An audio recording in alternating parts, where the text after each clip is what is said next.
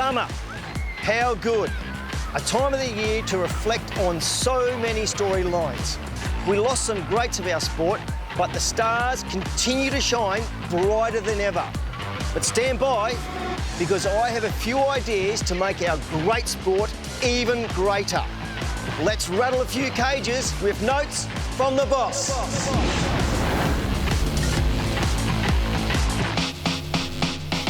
The best thing I saw in 2023 was Without a Fight. His win in the winter in the Q22 was just the entree. The main course, the Caulfield Cup, followed by the Melbourne Cup. I didn't see that one coming. Anthony and Sam Freeman, you are serious players, and that is the best thing I saw in 2023. What's the best race day of the year? It's no longer Derby Day at Flemington. In actual fact, it doesn't even rate in my top 5. At number 5, it's Caulfield Guineas Day. 8 black type races, including the Toorak and the Might and Power. At number 4, it's day 1 of the championships at Randwick. The TJ Smith, the Doncaster and the Derby. At number 3, it's the Ladbrokes Cox Plate. Well, it just sells itself. At number 2, it's Everest Day at Randwick. With over $31 million in prize money, it's unbelievable. And at number 1, it's Champions Day at Flemington.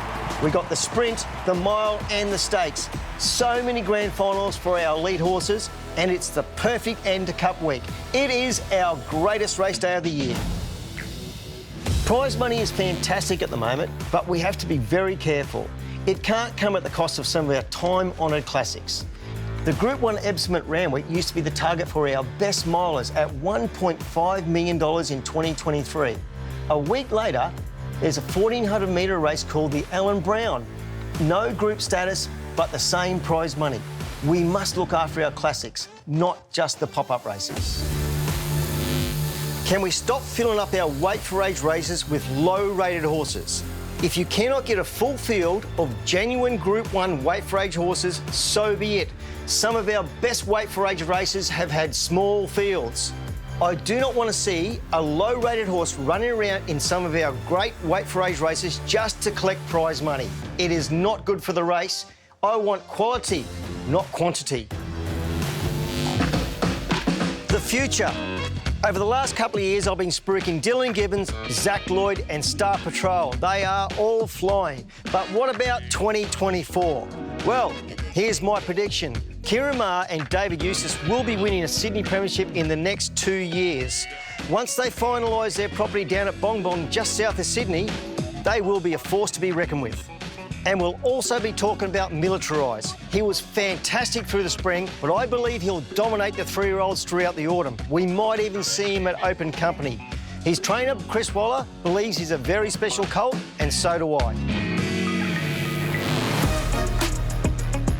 Who are the best jockeys? With no Ollie, here are my top 3. At number 1 is James McDonald.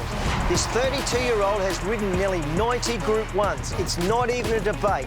At number 2 is Nash Rilla. He's ridden 68 Group 1 winners, and I cannot believe he's 49 years old. He was the smartest bloke I ever rode against. At number 3 is Mark Zara. Back-to-back Melbourne Cups and Cup doubles. I love the way this bloke goes about his business. He just loves to win.